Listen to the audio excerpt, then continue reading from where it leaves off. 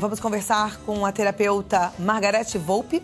E ela vai falar sobre um tema muito interessante, que é aprendendo a ser casal. E você que já é casal, vamos reaprender a ser casal, viu? Ela que é especializada em terapia familiar de casal, já atua há 25 anos na área, já tá aqui com a gente para conversar. E ó, não perca, porque ainda tem hoje um papo muito bacana com uma consultora de casamentos, que é a Cristina Nudeman. Tudo isso a partir de agora, aqui na Rede Vida, no nosso Vida Melhor. Vou receber então Margarete Volpe, obrigada por ter vindo. Cláudia. Obrigada a você pelo convite. Vamos sentar ali, porque eu sei que em casa muita gente já sabe ser um bom casal. Tem gente que ainda vai se tornar casal, mas tem gente que desaprendeu a ser casal, né? É verdade. E como é que é isso, Margarete? Conta pra gente. Então, o exercício, né, de ser casal no dia a dia, né, ele parte muito de uma vida comum, com a rotina do dia a dia e tal. O que acontece na realidade é que, como em todos os momentos da vida, nós passamos por transformações, por ajustes, por mudança da dinâmica da casa, às vezes com a vinda dos filhos, às vezes com a alteração de um trabalho, né? Ou com a mudança do posicionamento da mulher para o mercado de trabalho, enfim, tem várias questões que vão afetando e vão criando uma dinâmica diferente do casal. Eu imagino que muita gente tem aquele preconceito, né, de o casal é assim, o marido funciona desse jeito, a mulher do outro, do jeitinho que viu provavelmente na família de origem, mas que aí quando entra num relacionamento é tudo diferente e vira uma bagunça. Isso, né? O que eu costumo dizer é assim, todos nós, né, quando partimos para um casamento, para uma relação a dois, cada um vem com a sua malinha, com a sua história, como aprendeu a ser casal com os modelos da sua família de origem e tudo mais. Mas o que fica é um grande mito, inclusive isso a gente trabalha também, eu tenho um curso que se chama Aprendendo a Ser Casal, a gente trabalha muito a questão dos mitos, porque a gente, como você mesmo diz, fica incutido na nossa mente que devemos funcionar do jeito que aprendemos, mas na realidade a vida é muito mais dinâmica que isso. Não, a gente vai falar sobre esses mitos já já. O Thiago Foiane foi até as ruas ouvir um pouco do que as pessoas que estão passeando pensam sobre ser casal. Vamos olhar esse VT. O que deve ser feito para, enfim, ser um bom casal? Eu acho que para ser um bom casal, os dois têm que se respeitar, tem que ter confiança acima de tudo, carinho, amor, a convivência do dia a dia e saber lidar com os defeitos e a qualidade do outro, né?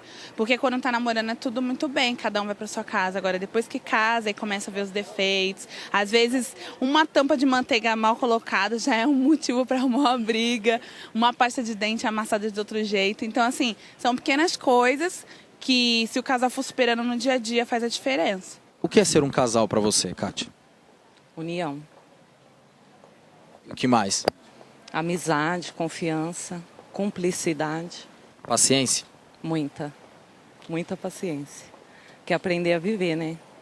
Você se aceitar é difícil. Aí o ditado, quando você começa a apertar, né, dividir o tubo de pasta de dente, a coisa complica. A compatibilidade de gênios, com certeza. Tem que ter muita compatibilidade de gênios, um com o outro. Ou seja, tem que ter paciência. Muita, de ambas partes. Não é só de um, não, de ambas partes. Tolerância, companheirismo, muito amor. E quais as principais dificuldades que a senhora já encontrou nesses 31 anos? Compreensão, nem sempre é possível. Às vezes se torna complicado. Então precisa procurar compreender. Margarete, as pessoas na rua, elas têm uma noção, e a gente tem uma noção do que é ser casal, né? Mas muitas vezes a gente não consegue colocar em prática. E, infelizmente, a gente vê o número de divórcios aumentando, né? E as famílias tendo um outro modelo de família e o casal se perdendo. Aí você disse que no seu curso você trabalha esses mitos. Quais são esses mitos? Como é que a gente vence isso? Então, na realidade, os mitos estão relacionados, inclusive a entrevista fala, né?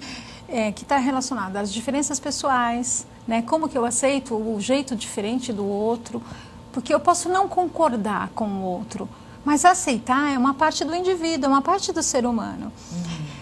O mito de que se eu sou o casal eu tenho que me tornar um só, Ou seja, ele tem que pensar como eu penso e eu tenho que pensar como ele pensa. Isso é um mito. Isso é um mito e é tão bom a gente falar disso, porque durante anos a gente ouviu que era assim. Exatamente. O casal é um só. A mulher pensa como o marido pensa como uma mulher. E não é. Não funciona. É um casal, assim. São dois que caminham juntos, né? Eu costumo dizer que a conjugalidade e a individualidade andam de mão dada. Né? E uma consegue alimentar a outra. O que une? O que é ser esse um só? É o desejo de querer estar na relação, de construir aquela relação. Como é que nós dois criamos uma relação que é boa para ambos? Para mim, para ele, para os nossos filhos, para a nossa rede social. Como que isso é feito através de acordos. Nossa, mas acordo com emoção, com amor, como se pode fazer isso? Pode, porque, de novo, a questão da pasta de dente, como foi dita, né? O outro, ou eu, aprendi a apertar a pasta de dente daquele jeito e nunca teve problema na minha vida. Por que agora passa a ter? Na realidade, não é a pasta de dente, é a não aceitação de como é que o outro faz as coisas que não seja da forma que eu faço. Pra gente passar para termos práticos, para facilitar um pouco a vida de quem está em casa. É claro que todo problema não é tão simples como uma pequena pasta de dente. Exato. Mas pode-se, por exemplo, olhar ali a pasta de dente, o marido não gosta daquele jeito que a mulher aperta e vice-versa, e daí ele não quer aceitar, ela não quer aceitar, eles decidem que... Então, cada um tem a sua pasta de dente e a gente vive feliz. Exato. Percebe? É isso, olha... Tudo bem, podemos ter cada um a sua pasta de dente? Podemos. Podemos ter cada um um jeito de praticar esporte? Isso, podemos. eu ia falar disso. Por exemplo, tem mulheres que ficam bravas. Ai, meu marido joga futebol, eu odeio, não gosto de ficar lá vendo futebol. Foi ver pra quê? É só combinar. Vai, joga o seu futebol, eu apoio o seu futebol. Enquanto você faz futebol, eu vou fazer a minha caminhada, vou fazer a minha yoga. Vou sair com as amigas, vou ler um livro, vou fazer uma atividade. Vou dormir. Sabe? Necessariamente, eu posso compartilhar com o outro, apoiando o outro naquilo que ele gosta. Mas necessariamente eu não preciso me fazer presente. Né? A minha presença está muito mais em apoiá-lo, está muito mais em observar, poxa, você não está com uma camisa legal para jogar, ou ele dizer para você, poxa vida, né, vai correr hoje, que você está estressada, que vai te fazer bem. Eu acho que são coisas que contribuem com o casal, nesse sentido. Uma outra coisa que acontece, que eu acho que é um mito, que é assim, com o nascimento dos filhos, o casal, ele incute o papel de pai e mãe e esquece de ser casal.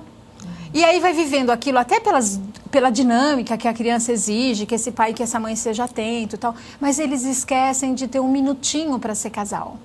E aquilo que é voltado à relação do casal passa a ser muito mais a título de cobrança do que a título de prazer. Ao longo dos anos, voltar a ser casal da forma original acaba sendo muito difícil, porque o casal fica distante. É como se a gente fosse assumindo papéis. Nós vamos assumindo papéis. O papel de mãe, o papel de esposa, o papel de marido, o papel de colega, o papel de cúmplice, eu te apoio, você me apoia. Mas o casal, o enamoramento, aquele momento para a gente se divertir junto, para a gente dar risada junto, colocar humor na relação, ele se perde. O casal fica muito responsável. A relação fica muito séria. E como é que resgata isso? Então... desde o início, é possível resgatar. No consultório, a gente às vezes nos surgem clientes, os casais vêm com 15, 20 anos de relacionamento, onde os filhos já estão partindo de casa, estão indo para a universidade. Aliás, uma audiência grande que está vivendo exatamente esse momento agora. Os filhos cresceram e aí está lá o casal. Né? Então, é o que a gente chama de síndrome vazio, síndrome do ninho vazio. É o momento do casal se retomar enquanto casal. Ai, mas é muito difícil, eu já não sei mais compartilhar mais nada com ele, ou ele já não sabe mais compartilhar mais nada. O que nós vamos fazer? Fica vazio. É reaprender. É reaprender fazendo. Então, a gente costuma dar tarefas para o casal. Vamos marcar... Por exemplo, que tipo de tarefa? Tudo bem, vocês trabalham razoavelmente perto. Uma vez por semana, vamos fazer um almoço juntos? Você sai do seu trabalho, ele sai do trabalho dele. E é uma tarefa marcada como um compromisso. Como um compromisso. E aí o casal tem que cumprir. Então, vamos deixar aí de dica para você essas tarefas. Então, uma vez por semana... marcar como se fosse um compromisso importante. Importante. É importante. O compromisso do meu relacionamento, do meu casamento. Pode ser um almoço, pode ser um jantar, pode ser uma passeadinha à noite. Isso, pode. Eu costumo assim, olha, pode ser uma volta na praça para comer pipoca. Não importa, desde que esse casal esteja direcionado a si. Direcionado a a falar do futebol, a falar da notícia do jornal, a falar do filme que viu sozinho, a compartilhar coisas que não sejam os problemas diários, que não sejam o cotidiano. Tem mais uma dica pra gente deixar aí de A tarefa? outra dica é ter uma viagem em família, mas também ter uma viagem, uma vez por ano ao menos, um final de semana, um dia, pegar um trem aqui numa cidadezinha pequena, mas o casal. Só os dois. Né? O romantismo, essa coisa do mito do amor romântico, a nossa geração e as gerações atuais também vem contaminada por isso. E isso, de certa forma, traz uma certa essência para a relação, que está conotada em quê? No afeto. Em como eu toco o outro, em como que eu pratico o beijo, em como que eu pratico o abraço. Agora, o nosso tempinho já está acabando, você tem mais uma pergunta. E se isso, por exemplo, no momento atual que quem está assistindo está vivendo, seja quase que impossível, por ressentimento, por mágoa, assim, não vou dar uma volta na praça com esse marido que tá chato, não vou sair com ele para passear. Mas é importante brigar com isso e fazer assim mesmo, sem vontade no começo? Às vezes a gente pede sem vontade, mas você trouxe uma questão muito importante, que é a questão da mágoa, né? E a questão da mágoa, quando a gente fala da pasta de dente, por exemplo, às vezes a pasta de dente acaba virando uma briga, uma discussão tremenda, né? Na realidade não é a pasta de dente, é a mágoa, é tudo aquilo que eu tenho guardado e não consigo falar para o outro, né? As brigas, elas não são destrutivas, as discussões não são destrutivas no casamento, muito pelo contrário, elas são transformadoras, elas são a oportunidade, ainda que não de uma forma assertiva, de dizer tudo aquilo que está aqui guardado, me pressionando e me fazendo mal. É importante. É importante que seja dito. Então, faça o passeio na praça, nem que seja para dizer para o outro tudo aquilo que não esteja bom. Tô passeando, mas eu nem tô gostando, viu? Exatamente. Pode falar. Agora é importante lembrar que ontem a gente conversou aqui com uma outra psicóloga e ela falou sobre a importância da gente não ficar apontando o erro do outro, né? Mas falar do como a gente se sente. Exato. Então, ela fala, olha, eu tô passeando com você, tô comendo pipoca, mas na verdade eu tô me sentindo invadida, eu tô chateada, enfim. Aí você vai saber o seu jeitinho e eu torço para que você resgate esse relacionamento e volte a ser casal, porque vale a pena, não é verdade? Vale mesmo. Conversei aqui com a doutora Margarete Volpi, terapeuta, e o seu contato, Margarete? Eu tenho um site, www.institutovolpipazini.com, e o terapiarelacional.com também, que é onde as pessoas mandam um e-mail, tiram suas dúvidas e a gente responde diariamente. Perfeito, adoramos, hein? Terapiarelacional.com. Então vamos fazer bastante uso, viu? Muito obrigada por ter vindo. Obrigada a você. E uma ótima semana, ainda tem semana pela frente.